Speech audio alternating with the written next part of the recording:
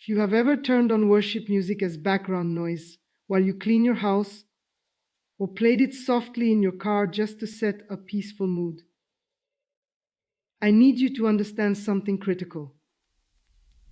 You are making a catastrophic strategic error. You are broadcasting a signal you do not understand into a realm where the enemy has listening posts you cannot imagine. My name is Silas Thorne, and for 18 years, I did not just practice the dark arts. I served in a branch of the occult so specialized, so covert, that most witches and warlocks considered it a myth. I was an operative in the Acoustic Intelligence and Counterpraise Directorate. Our entire purpose was not to curse individuals, but to analyze, map, and ultimately sabotage the spiritual soundscape of believers. We studied your hymns, your choruses, your spontaneous songs of praise as a military engineer would study blueprints of an enemy fortress, searching for points of structural weakness. We learned how to turn your most heartfelt worship into a homing beacon for oppression and your joyful noise into a discordant frequency that attracted spirits of heaviness and doubt. We were master manipulators of spiritual acoustics. And in all our centuries of compiled research, we found only one sonic signature we could not counterfeit, could not distort, and could not bear to listen to. We called it untranslatable note, and it is the hidden weapon in the songs I am about to expose. My journey into this sonic warfare did not begin with a simple incantation. It began with a rupture of my natural hearing.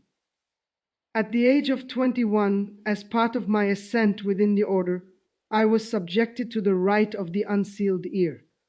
I was taken to a chamber deep beneath an old colonial library in Cape Coast, a room lined with lead and black velvet, a place of absolute sonic deadness. For 3 days and 3 nights, I was left in pitch darkness, bound to a cold metal chair. There was no food. Only a bitter oil they dripped onto my tongue that heightened auditory perception to a painful degree. And then the sounds began. It was a curated hellscape, the screech of twisting metal layered over blasphemous Gregorian chants, the screams of the tormented intertwined with beautiful, familiar hymns played backward and slowed down until they sounded like demonic laments. The melody of Amazing Grace became a funeral dirge for hope. The joyful chorus of How Great Thou Art was stretched into a taunt of divine absence. The purpose was not to frighten me, but to break me, to sever the human soul's innate connection between harmonious sound and sacred feeling. By the 3rd day, I could hear the spiritual aggression in a pop love song and detect the subtle, despairing frequency hidden beneath a seemingly upbeat tune. My ears were not just opened, they were weaponized. I could now perceive the spiritual weight or the terrifying emptiness within any sound. My first field assignment was a testament to this new, horrifying sensitivity. I was tasked with profiling a large, vibrant Pentecostal church in Accra, known for services that would last for hours in ecstatic praise. Using devices that were not physical microphones, but spiritual resonators, crystals tuned to capture ethereal waveforms, we recorded their entire Sunday service. We weren't just capturing decibels, we were graphing their congregational spiritual output, a measure of the raw, faith-generated power their worship released into the atmosphere. For most of the service, the graph showed manageable peaks and valleys. When they sang popular, emotional songs about their feelings for God, the line would rise gently. But then, something ruptured our system. The worship leader began an older, slower hymn, Holy, Holy, Holy. There was no drum, no fanfare, just 1,000 voices declaring a simple, timeless truth about the nature of God. The moment they hit the first chorus, our spiritual sensors did not gently peak. They spiked in a perfect, terrifying vertical line. The paper graph ripped. The crystal resonator we were using cracked with a sound like a gunshot. In our monitoring post, miles away, the two lower-level listening spirits assigned to that church sector let out synchronous shrieks of feedback pain and began to demanifest, dissolving into confused, panicked static. For exactly 3 minutes and 17 seconds, we were completely deaf to that congregation. They had vanished from our spiritual surveillance grid, not because they were hiding, but because the frequency they were emitting was so pure, so antithetical to our nature, that it acted like a blinding white noise jamming our entire operation. We had stumbled upon our first major acoustic vulnerability, and I was assigned to discover why. This began my obsession.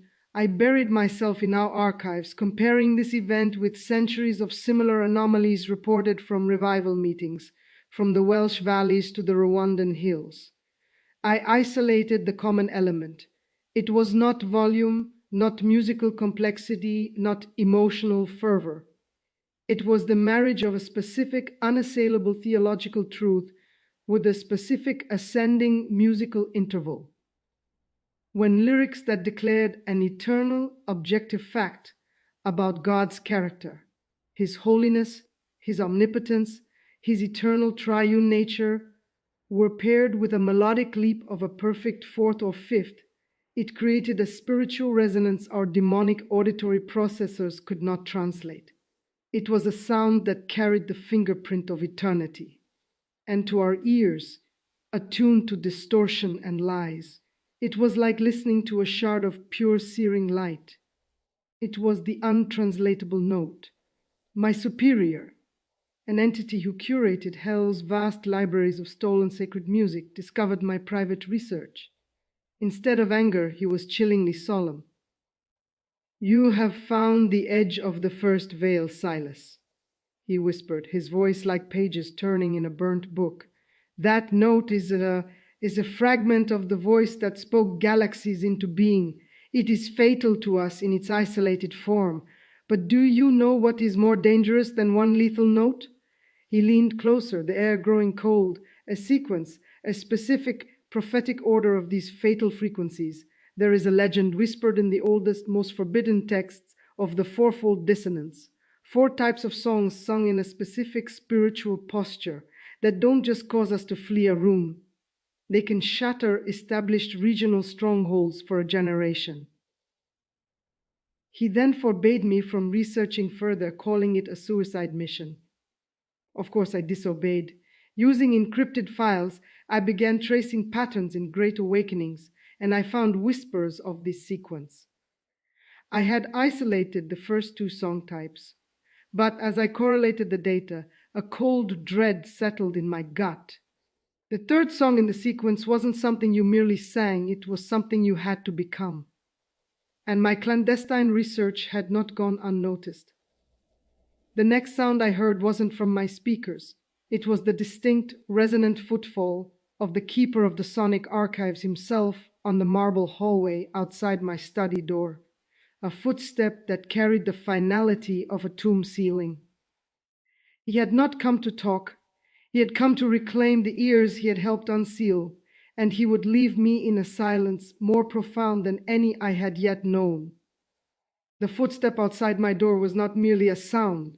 It was a punctuation mark in the narrative of my life, a full stop written in stone. It echoed in the marrow of my bones, a frequency of pure intent that bypassed the ear and spoke directly to the spirit. The keeper of the sonic archives did not knock. The heavy oak door to my study, locked and warded with symbols of silence, simply dissolved from the center outward, not burning, but unraveling into motes of shadow that vanished before they hit the floor. He stood in the threshold, a study in absence.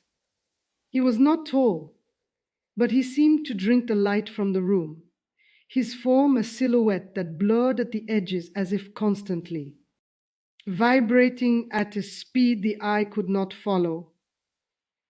His face was not hidden, but it was impossible to hold in memory, a shifting impression of sharp angles and deep hollows, the only constant being his eyes, which were not eyes at all, but two vortices of profound, listening silence. He did not speak with his mouth. His voice manifested inside my skull, a dry, rustling intrusion, the sound of desert winds scouring ancient stone. The forbidden frequency hums in your aura, Silas. You have tuned your soul to a station not meant for your kind. You have stolen a note from the anthem of eternity. The penalty is not death. It is unhearing. He raised a hand, not in threat, but in precise surgical adjustment. His fingers moved in the air as if tuning an invisible instrument, and a new sound began. It started as a pressure, a low sub-auditory hum that made my teeth ache. Then it grew, not in volume, but in presence. It was the null frequency, the anti-sound, a vibration designed not to be heard, but to erase hearing itself. It was the sonic equivalent of a vacuum, sucking all resonance, all harmony, all meaning from the air around me. I felt it pressing against my eardrums, not to burst them, but to sterilize them, to scour the delicate mechanisms clean of any ability to ever translate vibration into meaning again. Panic, cold and absolute, flooded me. My research, my stolen files, my coded notes, they were useless against this. My mind, trained in sonic warfare, scrambled for a counter-frequency, and it latched onto the only weapon I had ever discovered that caused them pain, the untranslatable note. I had no choir, no hymn. All I had was the memory of its interval, its spiritual shape. I opened my mouth, and instead of a scream, I forced out a hum, a shaky, desperate attempt to replicate that perfect fifth, that declaration of divine holiness. It was not sung to God. It was hurled as a sonic spear at the entity, dissolving my doorway. The effect was instantaneous and violent. The null frequency didn't just stop, it shattered. The keeper recoiled as if struck by a physical blow. A sound erupted from him, a shriek that was the absolute inversion of the untranslatable note, a blistering tear in the fabric of reality that contained only agony and surprise. The unraveled doorframe iced over. The vortexes of his eyes swirled with chaotic, jagged light. I had not harmed him, but I had caused him a sensation so alien, so antithetical to his existence, that it was pure, debilitating pain. In that moment of his disorientation, I ran. I abandoned my study, my archives, my life.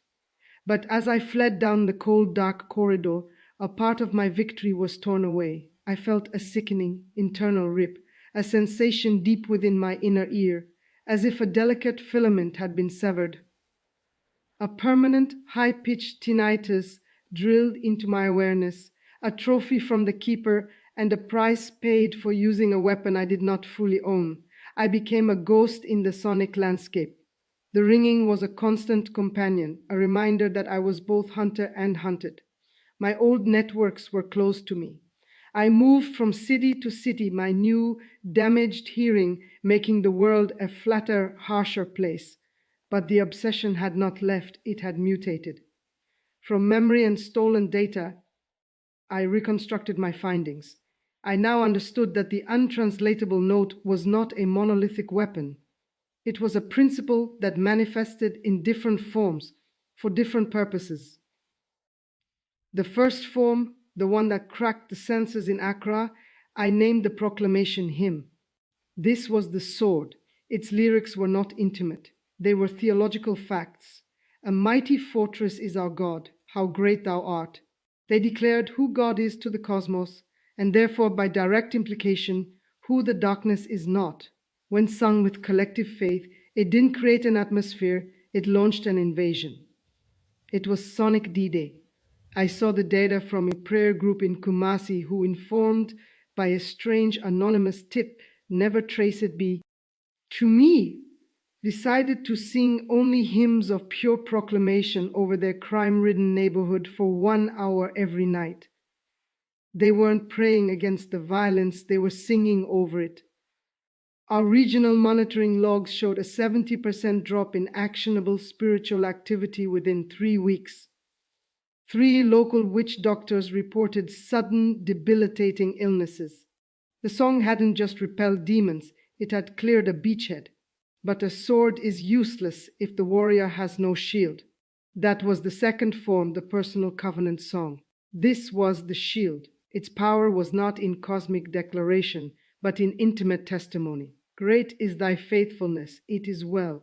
This song's power was locked not in its universal theology, but in its personal history. When you sing a song that is welded to the moment God pulled you from the pit, you are not performing worship, you are replaying a spiritual victory tape. You are broadcasting evidence. Demons are prosecutors in the court of your mind, but they have no case against a settled testimony.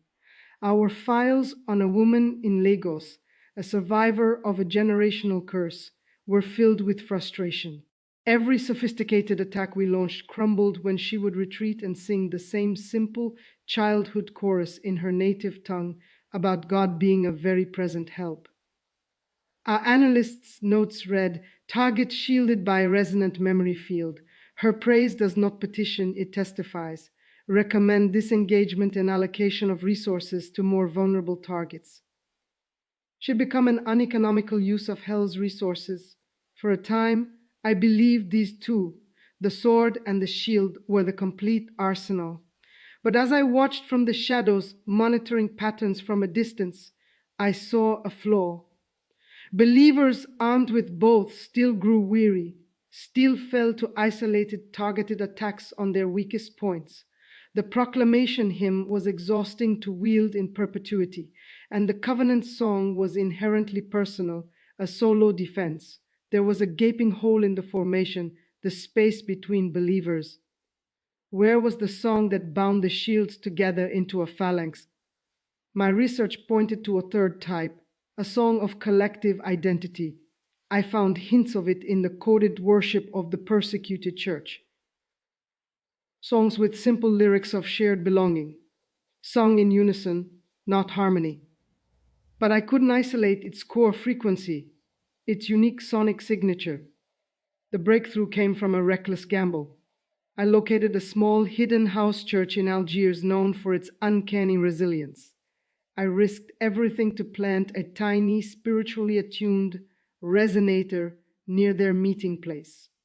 The recording it captured was faint, crackling with interference, but beneath the static I heard it. They sang a song of proclamation, then a song of personal testimony. Then, as they moved to pray for one another, their voices softened, blending into a single murmuring stream. A simple repeating phrase emerged, "We are yours, we are one." The melody was not beautiful, it was functional, like a rope braided from many strands. It was the sound of individuality dissolving into unity. I had captured a fragment of the third song, and in that moment of triumph, my hidden lab was flooded with a blinding crimson light. It was not a light that illuminated, but one that consumed. It was a spiritual tripwire. The resonator itself had been detected, and its signal had been traced, booby-trapped by the very forces I was studying. The keeper's voice, thick with a cold, final fury, vibrated through the room and directly into my besieged mind. "You have stolen a note from the anthem of the redeemed. The sentence is erosion. You will hear it until it is all you hear, and then you will hear nothing." A new tone, sharp and invasive, pierced through my existing tinnitus. It was the opposite of the untranslatable note, a frequency of unmaking, of sonic decay. It began to drill, not at my eardrum, but at my very capacity to process sound. The erosion curse had begun, and the only possible antidote was the fourth and final song, the one I had not yet found. The song that, according to the oldest legends, didn't just defend or unify, but spoke new things into being. The erosion curse did not announce itself with pain, but with a chilling, methodical subtraction. That new drilling tone became the baseline of my existence, a high-pitched spear point of anti-sound lodged in the center of my auditory consciousness.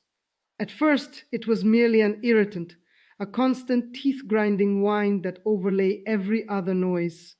But within days, its true purpose became clear. It wasn't just adding a sound, it was editing my reality. I first noticed it with the rain. Standing under a gutter during a sudden downpour, I heard the roar of the water, the drumming on the tin roof, but beneath it the curse tone was subtly scrambling the specific, random percussion of individual drops. The sound became a flat, generic wash. Then it happened with music. A street vendor's radio played a high-life song, all vibrant guitars and complex polyrhythms. I heard the melody, but the intricate weave of the talking drums beneath it, a sound I had always loved, was simplified, blurred into a dull thudding, as if my brain could no longer resolve its complexity. The curse was not deafening me, it was impoverishing the world, stripping sound of its texture, its soul, its information. It was a sonic poverty, and it was spreading. The most terrifying erosion was of memory. Lying awake at night, the tone drilling, I tried to recall my mother's voice, the specific lilt she used when calling me home for supper as a child. I could remember the words, but the unique timbre, the warmth that lived in the resonance of her vocal cords was gone. It had been replaced by a generic robotic approximation. The curse was eating my past, consuming the sonic landmarks of my identity. It was a psychological torture more refined than any physical torment. I was being unmade as a listening being, becoming a ghost in a world that was slowly, irrevocably fading to grey static. In this desperate silence, the fragment I had stolen from the church in Algiers became my obsession. The crackling recording of their third song played on a loop in my mind, a lifeline in the bleaching void. Even degraded, it held a quality the curse could not touch, not a melody but a geometry of sound, a pattern of unity. Analyzing it with the last of my professional detachment, I understood this third song. It was the collective identity anthem. Its power was not offensive or defensive, but architectural. The proclamation hymn was a sword, striking outward. The personal covenant song was a shield held close. This was the banner planted in the midst of the army, the standard around which individual soldiers ceased to be targets and became a single formidable entity. Its lyrics were never complex. We are one body, a tone of erosion, of subtraction. The antidote must be a tone of genesis, of addition. It had to be a sound that didn't fight darkness but authored light. The fourth song had to be a creative frequency, a sonic echo of the divine let there be. I had no idea what it sounded like, but I knew where to hunt for its fingerprint. In the moments where the impossible became possible, where divine creativity overrode natural law, I needed a record of a creative miracle. With my hearing deteriorating by the hour, the world now a muffled, blurry impression, I performed my last act as an intelligence operative. I used backdoor codes and sacrificial digital proxies to breach the most secured archive in the infernal databanks, theomiraculous events, anomalous classifications. I was not looking for healings, which could be argued as accelerations of natural processes. I was looking for creation ex nihilo, or the restoration of what was utterly gone. I scoured reports, limbs regrown from stumps, eyes formed in empty sockets, withered organs revitalized from cellular ash. Most were filed under divine energy transfer or temporal manipulation. Then I found it, a case from a remote mountain village in the Philippines. A man, blind from birth, his optic nerves dead and atrophied, had received sight during a simple worship service. The report was unusually vivid, laced with a frustrated, almost frightened awe from the observing demon. It described not just a healing, but a localized space-time trauma, a violent rewriting of biological code, accompanied by a sonic bloom phenomenon that temporarily altered the spiritual ecology of the entire valley, causing a week-long dead zone for all lower-level spiritual activity. They had, the report noted with contempt for the operative who had attempted it, secured a fragmented audio recording of the moment. The file was attached, labeled corrupted, painful resonance, do not analyze without dampeners. It was my only hope. I downloaded the encrypted file just as a cascade of system alerts blossomed across my screen. Hell's digital bloodhounds had caught the scent. The erosion curse, as if sensing my attempt escape, intensified. The world didn't just sound muffled, it began to sound distant, as if I were hearing everything from the far end of a long, narrowing tunnel. The last coherent sound I registered with my natural ears was the rising panic screech of the security alarms from my computer speakers. Then a final internal pop, and a profound silence descended, not peace but vacuum. The curse had reached its terminus. I could see a bus roar past, but it made no sound. I could see a child laugh, but it was a pantomime. I was trapped in a glass prison, watching a silent film of the world. I had one directive left, burned into my mind before the silence took everything: find the source, find the place where that fourth song had once been sung with such creative power that it had rewritten a man's destiny and scarred the demonic surveillance logs. I moved like a phantom, guided by maps on silent phone screens, by the vibrations of engines I could feel through my feet. The journey was a blur of visual stimuli without soundtrack. I eventually found myself on a dirt path, the lush green silence of the Philippine mountains towering around me. I stumbled into a small, dusty clearing. There was a simple bamboo church with a corrugated iron roof. Evening was falling, and inside I could see the warm, silent flicker of oil lamps and the movement of people gathering. This was the place from the report. My body, starved and broken, gave out at the edge of the clearing. I collapsed onto the packed earth, the stolen phone clenched in my numb hand. The file was there, the fourth song was there, but it was a song in a vault to which I had lost the key. I could not hear it. With the last of my strength, I fumbled with the phone, my vision swimming. I found the file and pressed play. I saw the wave, form dance on the screen. I felt the faint, tinny vibration in my palm. But to me, there was only the vast howling silence of my own unmaking. In utter desperation, a final absurd act of a man who had spent his life manipulating sound, I raised the trembling phone toward the bamboo church, toward the silent figures now beginning to move in unison inside. I held it aloft like an offering, like a beggar showing an empty cup. The phone vibrated with the corrupted, holy recording. Inside the church, unseen mouths began to open in what I knew must be song. My world was a perfect, hopeless void. I was a bridge between two sources of a frequency I could not perceive, collapsing into the abyss between them. Everything faded to a silent, gray nothing. The silence was not empty. In the absolute void left by the curse, a new perception awoke. It was not hearing. Hearing is passive, a receptor catching vibrations. This was feeling. It was a deep, resonant knowing that bypassed the shattered machinery of my ears and communicated directly with my spirit. Lying there on the cold earth, the phone a dead weight in my hand, I first became aware of a thrumming. It was not a sound, but a patterned vibration that traveled up from the ground through the bones of my spine and into the core of my being. It was the earth itself resonating.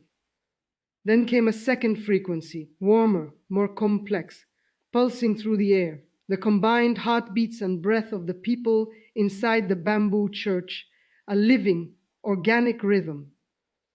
And then a third vibration, faint but undeniable, emanating from the phone's tiny speaker. These were not melodies, they were raw, spiritual signatures. And as the vibrations from the church grew stronger, as they began to sing, something miraculous happened. The three signatures began to align.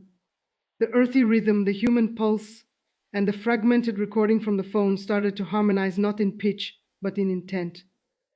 They found a common resonant node. And in that moment of alignment, the erosion curse, that drilling tone of nullification that had eaten my world, met its absolute opposite. It was not a battle.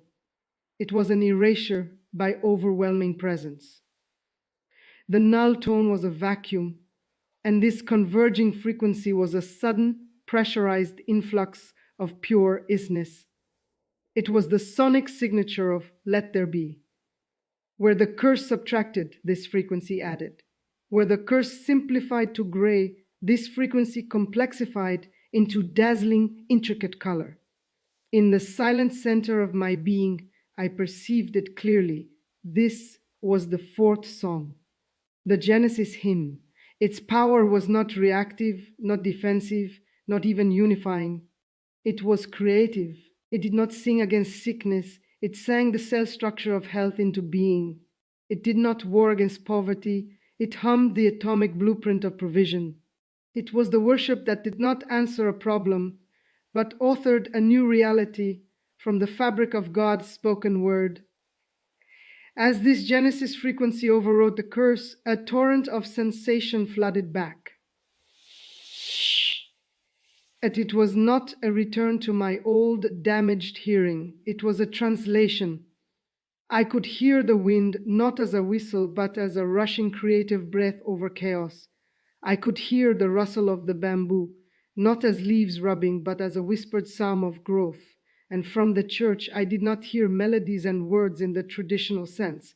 I perceived pillars of spiritual truth rising, a proclamation of God's goodness, a collective covenant of his faithfulness, a deep, thrumming unity of spirit.